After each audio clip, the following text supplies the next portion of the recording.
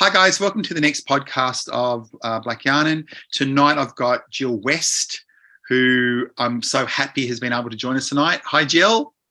Hi, how you going, AJ? Thanks for having me. No, thank you. Hey, for our listeners, just tell us a little bit about yourself. Where you're from, who's your mob? Yeah.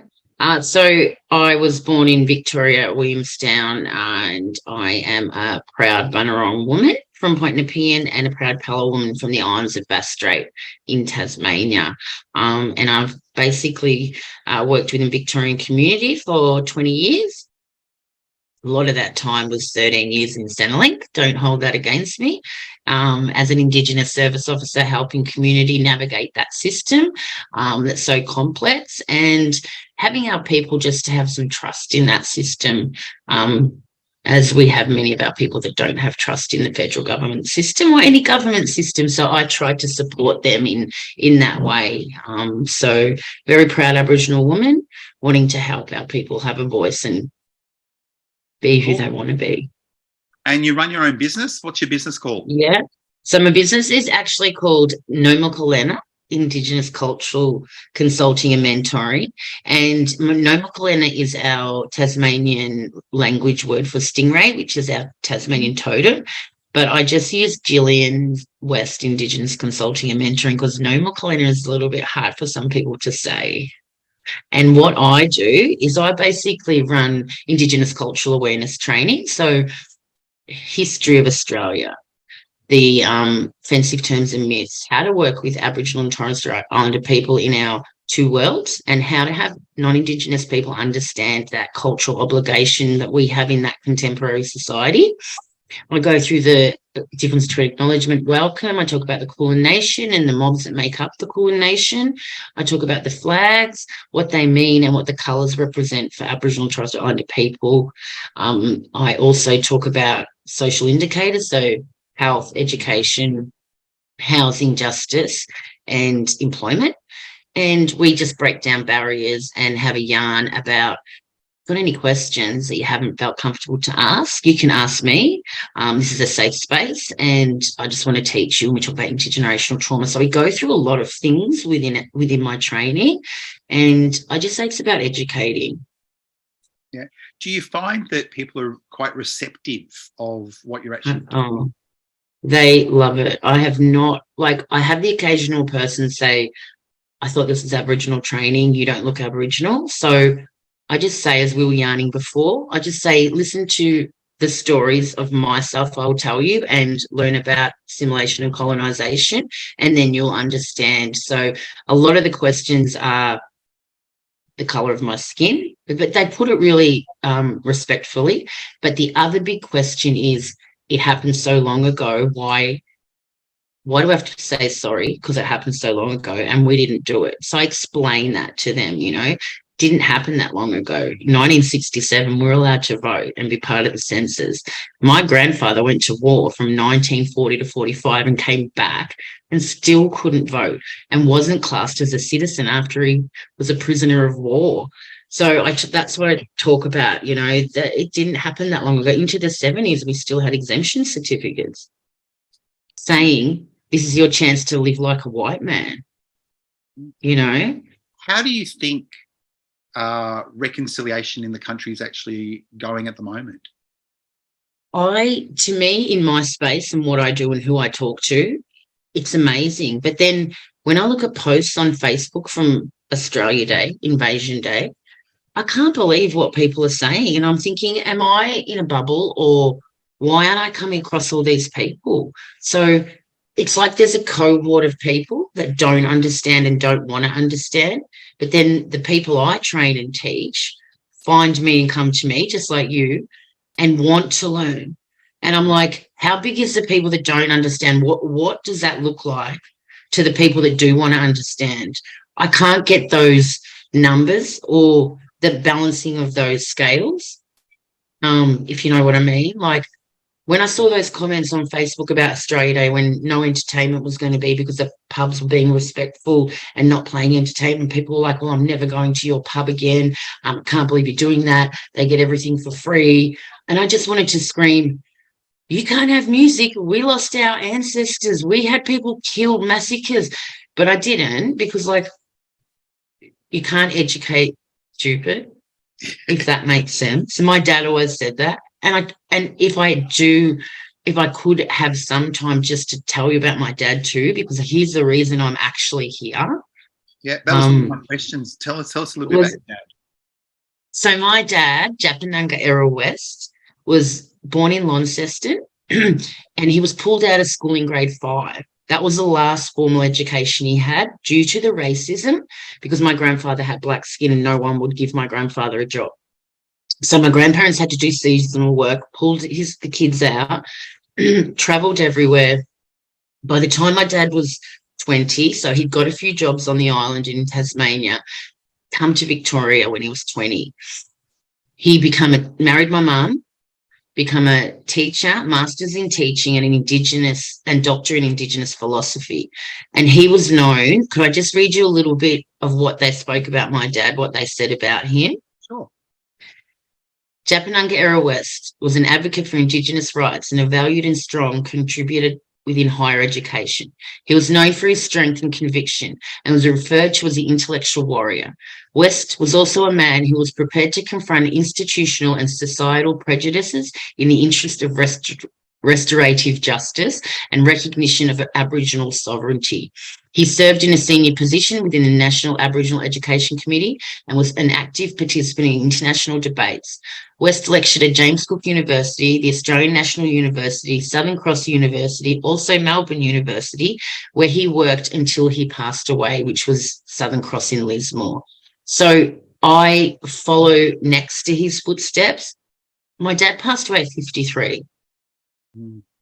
Leaving 7 children behind from 2 marriages, and he just taught with such charm, such intelligence, and people listened to him. Like, Auntie Carolyn knew me as a baby. She worked with my dad for years and years. Like, the people I respect are the people that my dad knew and would always protect me. Auntie Cecily Atkinson, Auntie Carolyn Briggs, Uncle, Lionel Rose. He worked with all those people, Uncle Lionel Bambler, like all those people. And when I worked at Centrelink too, it was so interesting because I took over a job that a non-Indigenous man had done for 20 years. And then I'm like, I have to go into the North. I have to go over to those strong black fellas and stand there and go, oh my God, I'm helping you. And it was hard because I had white skin. Like, it doesn't get to me now, but it did. This is like 15 years ago. When I went there and I had to meet community, I'm from Centrelink. Number 1, that's bad enough. And number 2, I'm standing there saying I'm an Aboriginal woman to the Bambuts, the Atkinsons, all those amazing mobs, Lovitts. And as soon as I said my name, they're like, is your dad Errol West? And I'm like, yeah. And they're like, he mentored me. He saved my life. He taught me. He did so much good work within Victoria. And I'm just trying to carry on his legacy of education and teaching non-Indigenous people the true history of Australia. But he always said, teach people with respect, Jillian. No matter what they say, no matter how they ask their question, you always respectfully answer them.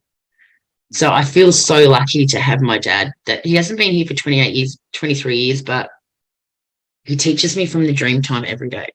Yeah. Would you consider him one of your role models? Oh, he's my idol, my role model. He's I love my mum. Mum, I do love you. But my dad was the, our matriarch, our Aboriginal man who, kept us safe and close and taught us. He's a massive role model. If we're talking about men, my father, the educator, the warrior, he wrote a thesis. It's online. People are quoting it. People are using it to this day. Yeah. And yeah, he gets me through every day when I run my training and I teach and I consult. And has he set the bar too high? Well, I wish I started this 30 years ago. I don't have his intellect. I'm not that smart, but I do have his personality, which is getting me by, I reckon. And that knowledge that knowledge to be able to teach people respectfully and safely. But Yeah. his bar's too high. I can't get up there. No way. No way. Yeah. And 53 is such a young age for people to pass. And I think that's one thing that I know when I do training, that people can't understand the life expectancy for Aboriginal people is so low. My grandmother died at 32 and my mum died at 44, I think 45. She didn't turn 45. So it is very young. It is. That's what I say in my training, AJ. I say, I'm going to die statistically 17 years younger than any non-Indigenous woman in this room. My grandfather died at 63, my dad at 53. Imagine me at 43. I thought, oh my God, I'm gone. And then my uncle Chris, his brother, passed away at 58. Mm. You know, these men that had the knowledge and our, you know, who were looking after us. And it's so young, isn't it? Yeah. And I can't believe your mum and grandma. Yeah, it's so. What do you find the most what do you find that most participants don't know before they walk into the room, but definitely know when they leave? So much, AJ. I'd say to them, I show them the flag and the right way up on my screen, and then I have a laminated flag and turn it upside down, and I say, which one's the right way? Yeah. And I go, what way? And they're like, oh, I don't know. Is it that way? I go, because you are looking at things, but are you really seeing them? So they learn. They don't know, like, what a lot of people don't know what the flags mean, whether the colours are the right way. They don't know that it was only in 1967 that Australia voted for us to be classed as citizens. Yeah. They don't know where some of the horrible words we're called come from. They don't know that we had exemption certificates into the 70s. They don't know a hell of a lot, and they should. Yeah. Where do you think in the education system that we should start educating a lot better? I think we start kinder, prep, even childcare, just acknowledgements, welcomes, smoking ceremonies, land care for the younger ones. Then going into high school, I think we need to get a bit deeper. So teach them our rich and resilient, amazing culture in like kinder, childcare to grade 6. And then going into year 7 and 8, get a bit deeper, talk a little bit more about what the flags mean and, you know, acknowledgements, go a bit deeper into acknowledgements, welcomes, who can do them. And then into maybe year 10 to 12, teach them our history, a little bit about colonisation and assimilation, but not too deep, because we want to teach them, we don't want to traumatise them like we've been traumatised. Yeah. Do you know what I mean? So as long as we teach them safely and effectively, that's the main thing, and that they can come away and they can go to an Aboriginal person and go, tell me about your story. Where's your mob from? Do you go out on country? You know? So when they're little at kinders, because I've been able to do welcomes at kinders, and they love it. They're just like sitting there and listening, and the smoking. They love the smoking, and I think if they knew what we did on country with fire burning and cultural practices, corroborees and things like that, the didgeridoo, what that means, then I think the younger people will get that respect of who we are. Yeah. Yeah. And then build it up with the knowledge base as it goes through. Because it's quite surprising, and I agree with you exactly where it should be placed, but we're often training people that are health professionals or people that are actually in the workforce that know very little. Yeah. And how do we get into industry as well at the same time as the young ones? How do we get to the adults? Well, I always say, if we're going to do something at the school, get their parents and make sure they're watching and listening. That's number one. The parents need to learn as well. If we're going to go to employment and talk about that, we need to make the employees or understand the employers understand that the employees, our people, have those responsibilities.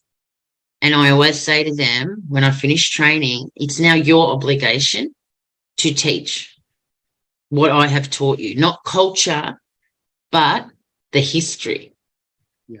So when you heard someone say one of those words, now you can pull them up and go, this is where that word come from. As a non-Indigenous person talking to another non-Indigenous, this is your obligation. I'm actually putting this responsibility on you now as you leave my training. What I've taught you with the history is now your obligation to teach anyone you talk to. Yeah. Do you find that there's a lot of not Aboriginal people just finding out about their Aboriginality? Yes, I do. Yeah. The reason I actually started AJ training was at Centrelink. The amount of people, well, it was because of my dad, but the other one was that at Centrelink, everyone that walked in, that I had to go through a claim from start to finish. And when I asked that question, are you Aboriginal and or Torres Strait Islander? And nearly every person said, if I say yes, what do I get for free? Mm. And I say the door to some people, not all the time, to each other. That's what I thought. Like, so many people think that we get things for free. Yeah. I've heard in training that we get free education, free health, housing. We get a free boat cards, if you near water, and free housing. Yeah, that's it. Do you know we are the poorest with getting any kind of I always forget that word. I get it mixed up between heritage and what do we get when someone passes away? Hereditary. Yeah, that money. I always get this mixed up. Inheritance. Inheritance. I don't know why. When I say heritage, inheritance, we don't get inheritances because our family and our ancestors' land was stolen. We didn't have anything passed to us. Our land was taken. Yeah. We didn't have anything passed down because our parents and our grandparents and our great-grandparents going all the way back didn't have land because it was stolen and they were removed from it. Yeah, yeah. And I think you hit the nail on the head earlier on about saying that people don't know the recency of this, how recent this really is, which is why we hear all the time, but surely this has nothing to do with me. You know, why am I saying sorry for things that happened hundreds of years ago? Exactly. This stuff isn't hundreds of years ago, is it? Yeah, no. And I also say to them, it's not about, we're not asking you to say sorry. We're asking the past mistreatment by the government. It's the government that we want to say sorry. You don't have to say sorry. You just need to educate people and let them know what our ancestors and our people are going through still to this day. I remember not long ago when I worked in employment, worked in unemployment. You know, when you on Centrelink, you have to go look for work. Yeah. Those employment providers. I worked there for 8 months and the people were amazing. I trained them all, but it's 8 months I can't take back my life. But I remember I got someone into a job and 2 days later, he's like, Jill, can I talk to you? And I'm like, yeah. And he goes, I was working, it was like a mechanics and he was helping clean up and do things like that. And the manager of the mechanics threw a cloth at him and said, here, you can sniff that, you like petrol. This was 2 years ago. Yeah. I'm like, how does that even happen still? Like, it's happening today because people aren't educated. Yeah. Did you experience racism growing up? You know how we say we work in two worlds, or can live in two worlds? I actually worked and lived in 3 worlds. So when my dad came over from the islands, he met my uncle who's a Jehovah's Witness, met my mum who was born a Jehovah's Witness. All my mum's side of Jehovah's Witnesses, non-Indigenous. So my dad became a Jehovah's Witness and an elder. So I was a Jehovah's Witness until I was 10 years old, right? So I had that world. Didn't know I was Aboriginal. My grandfather, black skin, visited him and everything, didn't even ask questions. And then after Dad removed us from the religion when we were about 10, took mum and my sisters to Canberra. And that's when we found culture, and Dad connected with his blackfella friends and colleagues, and he became the minister. He gave advice to the Minister of Education. So then we started to learn who we were as Aboriginal people and children, and we learnt dance and had uncles and aunties, like hundreds of them. And then we ended up I ended up going to school, and I remember this. I was about 12, and I'm like, I'm Aboriginal. And my friend said to me, what do you mean Aboriginal? What part are you Aboriginal? And I'm like, I can't answer that question. I go, I'll ask my dad and I'll come back and tell you the next day. So I went home and I said to Dad, what part Aboriginal am I? And he said, what do you mean? Who's asking you that? I said, my friends. And he goes, oh, okay, yeah, tomorrow go to school and tell them your little toe's Aboriginal. So I go to school and tell my friends that my little toe's Aboriginal, to the point that I'm looking at my toe and they're looking at my toe. We're trying to figure out. And I'm like, and they're asking questions. I'm like, I don't know. I'll talk to my dad again. Going home, and he goes, Jillian, how'd you go? And I go, we don't know, Dad. He goes, because no part of you is Aboriginal, Jillian. The blood runs through you. You have black blood. You look people in the eyes and you tell them you're Aboriginal. And that was the best thing that he ever did to me, and a really good story that I could tell at training as well. Yeah. And even though I wanted to kill him at the time, because I had to go to school and say that. So when I talk about racism, the only kind of questions I get is my skin's white. That's the only thing. And I don't think I've ever had anyone be racist towards me or say racist things that are deliberate from a racist. I think it more comes from uneducated people. I find myself lucky every day that I haven't been through what our people have been through. All I can do is walk and try and stop more of our people going through what our people have gone through for over 200 years. Someone asking, I thought this was Aboriginal training, your skin's white. I got thick white skin, but I got stronger black blood. So, I don't like that. No, I haven't. Yeah, so I haven't actually, and I feel blessed that I haven't, but I feel sad because I'm like, I want to have black skin. And then I'll talk to an uncle with black skin, he'll go, I wanted white skin, Jill. And I go, I know. How does this work for us? Like, we just keep educating, we keep strong, we keep educating with respect and not going down to their level.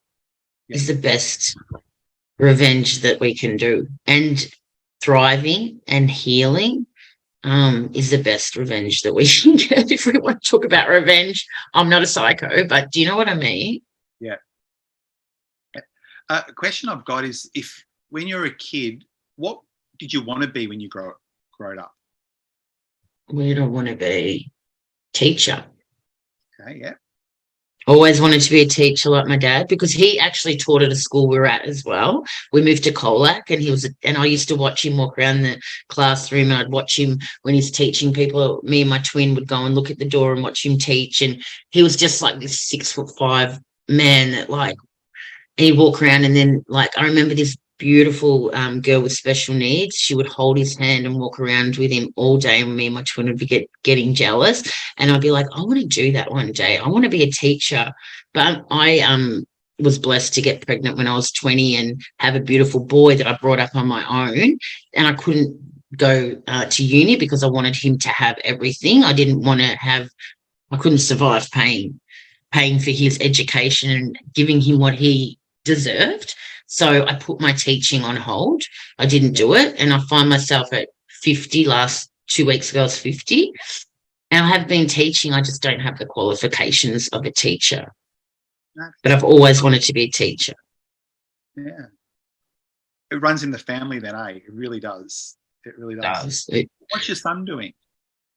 My son is an electrician. So he left school year 12. I asked him just to try and stay till year 12, and he did. And he did okay, but then he wanted to earn money and worked in a factory. So he worked in a factory for years, and then thought, met a beautiful girl 8 years ago, and actually thought, I want to career.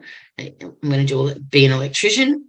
So he studied so hard with her support, and I think he become fully qualified maybe 8 months ago, and he's actually got a job working at the MCG with a black company, a black business.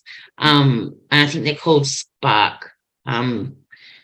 Tyson Martin, Dusty Martin's brother. So I'm just doing a plug for them. Amazing business, electrical business. So he's actually really going well, working at the MCG every day. Just had a baby with his partner. I've got a grandson.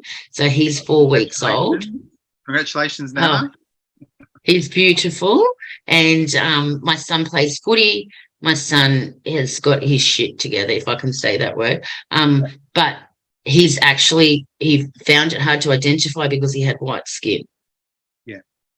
And I couldn't push his journey, but now he's got a son. He's like, Mum, come on, I'm going to come to a training with you. I'm like, yeah, it's my obligation to my grandson. I will teach him, Jared, don't worry. But now he's like, I want to do this.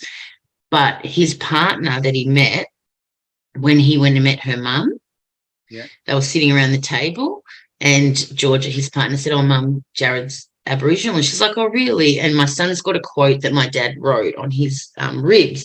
And Georgia's like, look, Mum, look at this. So his mum, Leanne, read it. She's like, is your grandfather Errol West? And he's like, yeah. She goes, Jared, I've been quoting your grandfather, because she was a lecturer teacher in uni, worked in uni for years. I've been quoting your grandfather for years. Do you know how lucky you are? I have to meet your mum. So I met her, and she's so passionate about helping our people as a non-Indigenous person that I actually brought her as in working with me as a mentor for our people. And she just helped. She's amazing. So we've got connection through my dad all the time. Yeah. It's like he hasn't left you at all. Oh, before I leave, I want to tell you the story about this kookaburra behind me as well. I can't get it quite on the screen to show you, but I'd love to share that story with you. Share it with us now. Tell us. Okay. So this kookaburra is a drawing, and it's in a frame, and it's pretty big. A friend of mine who I've been friends with for years went down to a shop down at the Peninsula, and I live in Seaford and she lives in Hastings, and she saw this drawing and she thought, I want Jillian to have that, because my dad's spirit animal's a kookaburra, because when Dad passed away, kookaburra visited all 7 of his children within a week that he passed. So we're all over Australia. Yeah. Right? So Dad's kookaburra, his spirit animal. She saw this and thought, I'm going to buy it for Jillian. She went up to the counter and the lady said, oh, this artist is from Wiradjuri, which is my stepmom and my sister. I got 3 sisters and a brother from his second marriage, Aboriginal, Wiradjuri, and the artist either lived or is Wiradjuri. I'm not sure, either of the two. She names all of her animals, and this kookaburra's name's Errol. Oh, yeah. Goosebump moment. Yeah. That's beautiful. And so many stories, AJ, of kookaburras. When I run training, people contact me and say, Jill, a kookaburra came to me and I've never seen one before. Yeah. Like at times they need. Yeah. I think it's your dad talking to you, talking to them too. He's always talking to me. He's always, I know he's saying, Jillian, keep educating, keep teaching, keep doing what I couldn't keep doing. Like, people would say that he would stand up in conferences where, you're at the big conference and you got white fellas and black fellas having a bit of an argument back in the activist days, and they said he would stand up, raise his arm, and that would be it. Everyone would be quiet. Yeah. And I just, so lucky that I've got, that person to always rely on. Even though he's in the dream time, he's still with me so much. Well, thank you for sharing us about the kookaburra and your dad. And I want to. Every time you talk, you glow when you talk about your dad. Oh my God! And my mum's like, when I pass away, I hope everyone's going to talk about me like this. I'm like, yes, Mum, I'll make sure of it. What's something about your mum now? Tell us a little bit about your mum. Oh, my mum's amazing. So she's Irish and Scottish, and she basically my dad was able to become a teacher, and who he was because of her. So she worked full time with 3 girls who were probably really naughty, we were, and she would work, and my grandmother, her mum, would look after us. So dad could go to uni and be who he wanted to be, that teacher. And she sacrificed her religion. She sacrificed her probably wanting to stay at home with us to work so dad could go to uni. And she's executive secretary, and she's very intelligent too, which I don't know what happened to me, all right? But she would read his work, she would help him, and he would help. Like, my mum's amazing, and I'm living with her week on, week off to make sure she's all right. And she's just amazing, you know. Non-Indigenous person, we have few fights about, what's his name, Michael Bolton, is that his name? What's his name? The Bolt Report? Andrew Bolt. Andrew. We have a few fights about him because she kind of agrees with a few things he said. And I'm like, who are you? He's like, don't talk about it, Jillian. I'm like, Mum, come on. But, yeah, she's all right. Just needs, And what 2 words about your mum? How would you describe her? Strong. Yep. She yells at me a lot, so maybe a bit of a maniac. No, she's strong and she's resilient. That would be my mum. Yeah, cool. At least now we make sure that it stays in recording forever. So that so when your mum does, can you cut out the bit where I said she yells at me a lot? But she does. But anyway, that's another whole podcast to AJ. But I don't know. That's a therapy session. You working doing all that mental health stuff. I need you. But I went and did a Welcome to Country at Bunjil Place with Casey Council, and the lady said, "Is your dad Errol West?" And I said, "Yeah." And she goes, "I heard him speaking the other day on the radio." I'm like, "No, unless I know something you don't." She's like, "No, Jill, I heard him. It was on World Philosophy Week." And I'm like, "Who was this? What was the station?" I contacted the station, and I was actually able to get a recording of him talking at a conference. Wow. 10 months before he died. And he was amazing. And I've actually pulled some of his words out and put it in my training. So my grandson and our kids and their kids can listen to him now, because I'll send it to you. You'll be blown away. And, you know, and I always believe this is connection to culture, ancestors. This has all got to do with our ancestors and our connection to culture and our dream time. I talk about the tangible and the intangible. People don't understand how amazing our people are. Yeah. You know, if someone asks you to sit down that's an Aboriginal person or Torres Strait Islander, do it. You'll become more richer inside your spirit than you would ever know. Yeah. That's what I teach people too. Yeah. And that voice that your little grandson can now have of your dad, it's just magical. I don't know how else to say it. It's like magical. Yeah, and I've got an axiom and a few words that I'd love to share when we or whenever you're ready, that he said, that's so powerful. Yeah. I've got a question to ask you is, what makes a good ally? Someone that makes a good ally is someone that understands what our people have been through. Number one, if you don't understand and you don't have insight, and I heard you talk about raw white fragility too, and you can't have white fragility. You have to be understanding, compassionate. You have to have empathy too, because you're going to hear some pretty shit stuff about our people and what they've been through. Yeah. But you've also got to have emotional intelligence. I'm probably being too hard on people, but if you have that understanding, that emotional intelligence, and say, come here and sit down and talk to me, and then listen to our voices, then you speak our truth.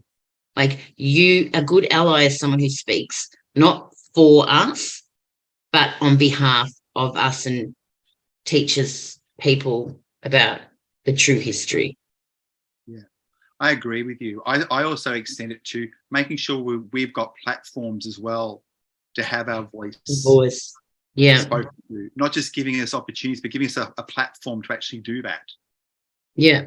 I remember I was doing lunch and learn for a pretty big company, and they wanted to fly me to Sydney for their execs. And they wanted me to do 2 hours. And I said, okay, I generally do a day or half a day. 2 hours, I've put together, like, what's most important? It's all really important, but what impact can I make? Yeah, no worries. They wanted to fly me up 10 hours traveling, and then took away half an hour and wanted me to speak for an hour and a half for 10 hours travel. And I said, I'm not doing it. Yeah. That's not impactful. That's not my voice, and that's not my platform. Are you ticking a box? Yeah. You're not ticking my box. So the platform is so give us a voice and let us talk. Yeah. Do you ever have organisations that you know you're definitely at the ticker box activity? Oh, we better get someone to do cultural training? I have been there and I have not dealt with, and I've said, until you realise that I'm not going to be your tick in your box, I'm not doing anything for you. And I just say it straight out. Do this because you want to learn and you love our people.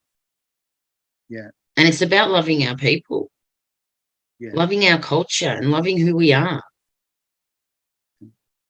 I have the same philosophy as you, that everything that I do is for the benefit of the benefit for my kids, but also the benefit for the community 100%.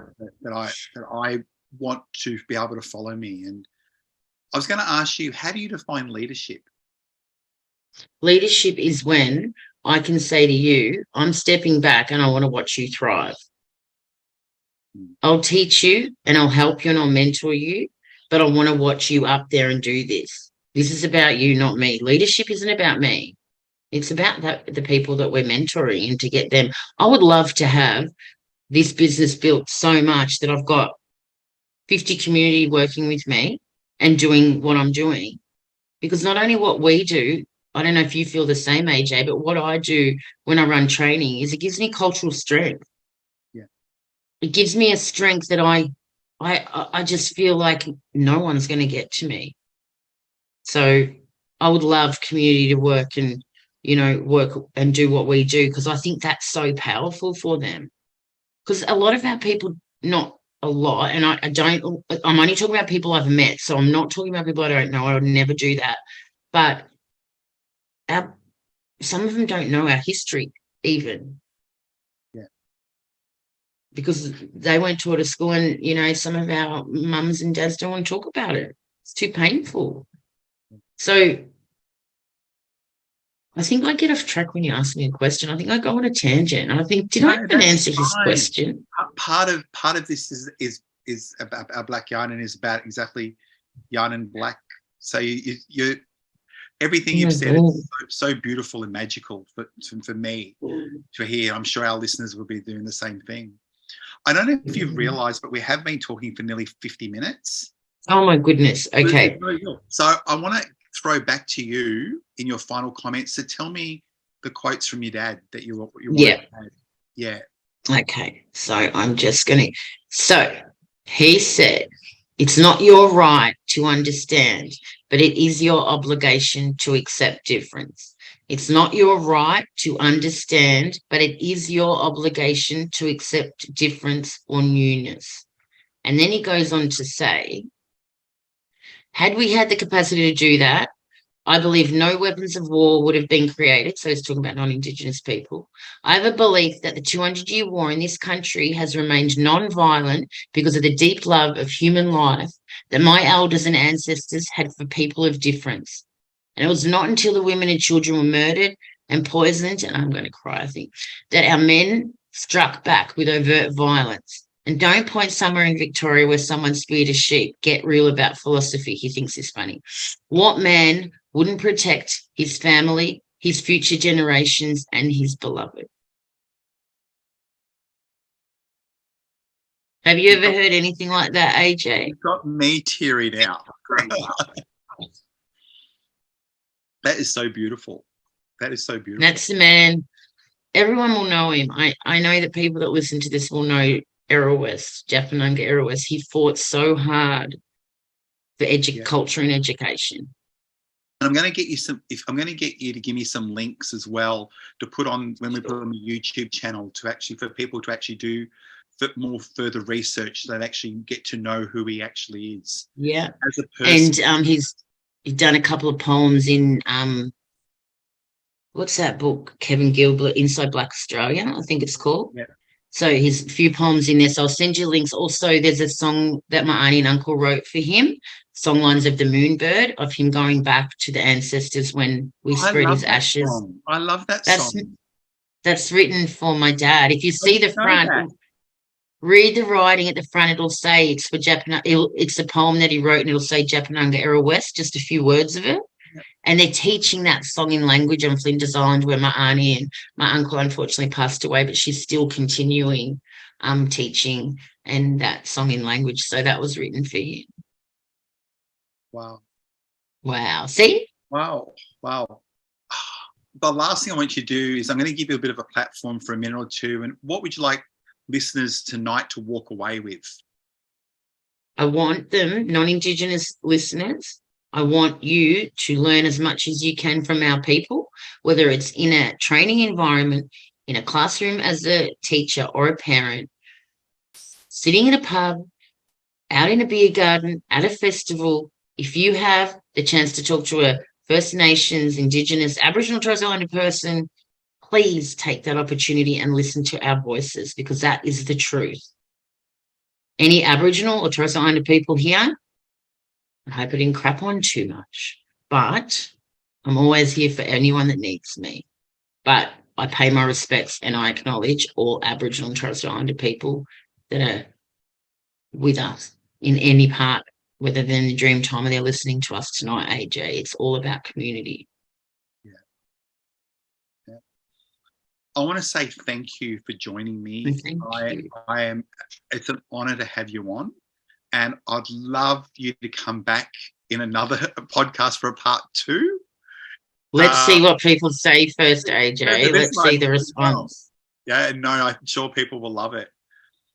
Guys, I want to say thank you to Jillian West for sharing her family story, her beautiful stories about her dad, and check out more information about her and her consultancy underneath the YouTube, on the YouTube channel. There'll be more details there. So thanks, Jillian, for tonight. And guys, I'll see you at the next podcast. Thanks. Thank you, everyone. Thank you.